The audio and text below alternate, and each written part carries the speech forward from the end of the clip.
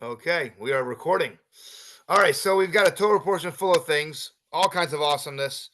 Run down the opening of the Torah portions from my favorites. You have the Jewish nation who just left Egypt. 3 days later, they find themselves trapped by Pharaoh on one side, the Hebrew Jewish nation in the middle, and then they have the Sea of Reeds right on the other side. They are sandwiched. They're the cream filling for all those Hostess fans, right? They're the cream filling. And what are they going to do? They find themselves stuck in this place between their old masters, right? And, there's soon to be new master. Obviously, two different types of masters. But they saw that there's no place to go. No place to go. But they get to spend a nighttime of God showing his protection for them once again. They have the pillar of fire at night, and they have this, the clouds during the day that are protecting them from all of the arrows and all the attempts of the Egyptians to hurt them and to kill them. And it's amazing. Okay, you go on. The Jewish nation goes through. The sea splits. Can spend a long time going through the song that they sang. It's traditionally part of the daily prayer to say the Az Yashir, which is the song that the Jewish nation sang when they actually went through the sea. After that, the Jewish nation travels for a few more days, and they're thirsty. They come to a body of water, and the water is extremely salty, bitter, sour, and God tells Moshe, "Oh, take that tree over there and cut down the tree. The tree will fall into the water, and it'll make it sweet." Which is always used as an amazing analogy. Mayim water is Torah. Tree is also like Torah. We have Eitz Chaim. You'll see a lot of Eitz Chaim is the handles of the Torah scroll called the Atzei Chaim.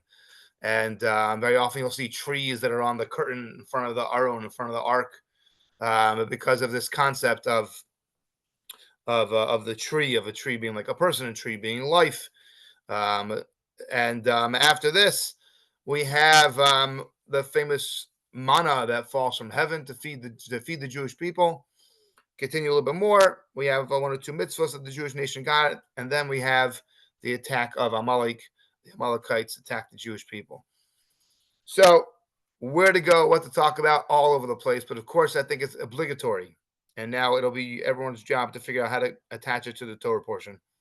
I looked up on the rusty trusty Google today. I asked Google, let me see if I can find the exact language that I asked it. I asked Google, where to go? What's the average cost for a 2025 Super Bowl commercial? Survey says, no, answer. The answer is, in 2025, advertisers are paying an average of $8 million to air a 30-second long commercial during the Super Bowl broadcast. Boom! We talk about this every year, I think, Jeffrey. Right? In life, we want to figure out how much is a second worth, how much is time worth, and the way that we treat it, the way that we use it. Right? So 8 million divided by, right? If you do your math, divide 8. I didn't do the math. That far I didn't go. Right? But we could do it now. You take 8 million, right? And one more set of zeros. Okay. Okay. Right. We have 8 million, and we're going to divide that by 30, right? Jeffrey, you're the math man. Yep. Right? I'll do it. That's 266,666. Yep. Right? Over $250,000 per second. Per second. Boom. Right? That's way more than most people's salaries. Doesn't make a difference what you're making. Definitely per second. It is right. More than most people's salaries. Not even what's his name from this got swept. This got picked up by the Mets. Right. He might be close. Why his name just jump out of my head? Juan Soto. Yeah. Thank you. Right. Exactly. So, right. Even him, I'm not sure he's making $266,000. I think they said it was more like $70,000 per like minute or whatever it was. So this is something that is daunting and amazing to think about. I think if you look through the song the Jewish nation sings after they go through the splitting of the sea, you see in there the exacting of punishment that God meted out on the Egyptians. One example would be it says in 3 different languages about how the Egyptians were thrown up in the air, up in the water, and then brought back down and thrown back. So it says that some were like straw, some were like lead, right? It was based off of the way they treated the Jewish people as slaves. If they treated them, inappropriately, but it wasn't like it was just, following orders or something along those lines. So they sunk quickly. But those that didn't, they were like a piece of straw. They were up and down, right? And then they were taken, and then finally they were drowned. And there was an exacting of punishment. We've talked about in the past when you go through the 10 plagues, to go through how each of the plagues lined up with some aspect of torment and punishment and consequence and attitude and action that the Egyptians took towards the Jewish people. Each of the plagues lined up with that. Everything is so exact, and there's no happenstance. There's no coincidence, right? Everything is accounted for, right? We could try to just a little bit of like what is, this week it was really, they had a cool program here. They brought in Coach Silverfield. He's the coach of the Memphis Tigers football team. Nice young dude. And he spoke on the Sunday morning after they did a 100-man minyan. They had him talk at breakfast, and he commented about, I think at one point when he was assistant coach, if somebody once came like 30, a player came like 37 seconds or something like that late for a practice, and a coach had him out on the field with one of those weighted sleds and had him pushing it up and down the field as a punishment for 37 seconds late, right? So, and then I remember who else was telling us this once. Remember, I don't know if you, Jeffrey, if you were there or not. We brought in a fellow, Calvin Murray, Yosef Murray. He was he's a convert from Columbus. He was a Buckeye, and then he went on to become an Eagle, and he also played with Walter Payton. He has an awesome book called From Rose Bowl to Rashi. And he was talking about how something that we don't think enough about for him as a sports player who had such an amazing regimen.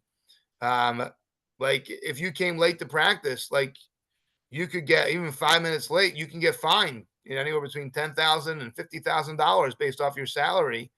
It had to hurt. And he said that we don't have enough of appreciation for time and for the exactness, for the detail component of it. And I always like to say that Judaism lies in the details, right? Very often we just, we have this attitude of, look, God understands. Yeah, God understands. He knows. He knows what's up. He knows what's real. He knows what's excuses, right? He knows what's going on in our head, in our lives, in our hearts, right? He knows all that. But even though he knows all that, there still is a component of details, of mitzvahs that we have, and the way a mitzvah is supposed to be done, and the recognition of a mitzvah as an opportunity to connect, right? Another aspect of detail was the manna that fell every day, based off where a person was on their spiritual journey, would depend on how righteous they were. That would depend how close the manna landed to their house, or how far they'd have to walk to go get their portion of manna. And one of the most amazing things is that the portion ends off with talking about the Amalekites, the Amaleki. And if you look at the Amaleki, I wish I did not bring a chumash in front of me. Sorry. It says about the Amaleki that one of their main things is it uses the language of everything in life it just is, right? Everything in life just is. Don't worry about it. It's all coincidence. It's no such thing as karma, or maybe it's karma. It's not really direct. Everything just kind of flows, and this is something that they really disliked about the Jewish people. And And their major problem they had with us was the fact that we said, no. Everything has a rhyme or reason, right? It makes a difference what you do, right? Everything makes a difference. What we do is important. Our attitude about it and how we do it and why we do it, helping others do it. No, we can't just kind of, I'm gonna walk through life. Whatever happens, happens. It doesn't really matter. The Amalek were of the opinion that it doesn't really matter what we do. And we know I'm not so important. You're not so important. We're all the same, which leads to an attitude of whatever, who cares? I'll do whatever I want to you or at you.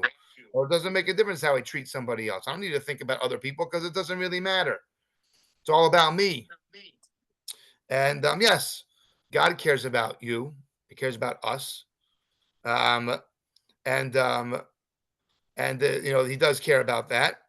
And then but these are things that the Amalek, which is Haman's family, they didn't believe in this business, and this is why it directly connects with Esther. And the whole book of Esther it shows us how there's no coincidence. Everything happens for a reason. There's a plan. So I think it's something. It's really an amazing thing to think about. Whether it's the Super Bowl telling us that every second of our lives is worth $266,000, whether it's the coach telling us we're going to have to run laps or suicides, right, on the field with a weighted vest on, right? Whether it's whether it's Yosef Murray telling us that, no, you know what, 5 minutes late for a practice costs you $10,000 to $50,000, right? It does matter what we do. The reason why we give it so much money, it's recognized what kind of impact we can have, right, on the world, and how every second really makes a difference. And we want to be mindful and careful of the things that we do and how we do, right? So over here with Jeffrey's little email text over here, I love being Jewish more than you will ever hate me for it. Proud Jew today, proud Jew tomorrow, Am Yisrael Chai. And this isn't a sense of meaning that we have, right? I think we need to ask ourselves, I love being Jewish. Why do I love being Jewish? If we know why we love being Jewish, or as Rabbi Weinberg, of blessed memory from Asia Torah, used to say, he says, you need to figure out in life what are the things that you're willing to die for, and then you need to make sure you live for it. He said, this is the attitude that we need to have. Hashem has that attitude towards us in our lives, and we have that opportunity to have that attitude back towards Hashem. Whether it's a sense of appreciation, like the song that he sang after the splitting of the sea, whether it's just out of appreciation, or if it's also could be out of a recognition of God put me here for a reason, and I got this, and I'm going to do this, and what I do is a big deal. It makes a big deal, and makes a big difference in the world.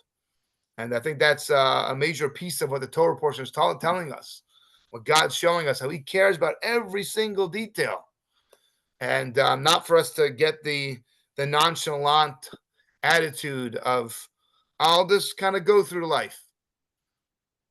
Don't just go through life, right? Let's be mindful. Let's be thoughtful. Let's think about what we're doing, how we're doing, why we're doing. Does it make a difference? How it makes a difference?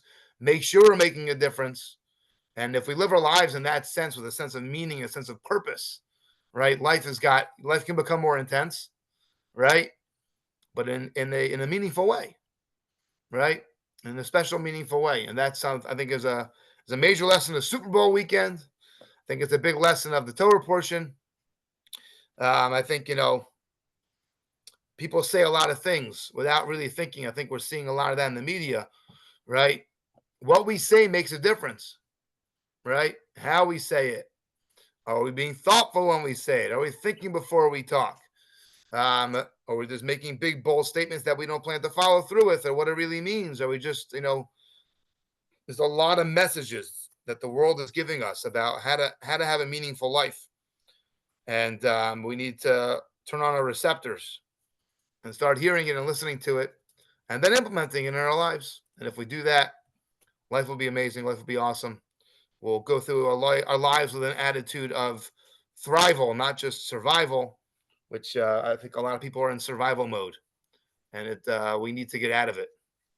We need to get out of survival mode, and if we do that, then it'll be amazing. It'll be awesome.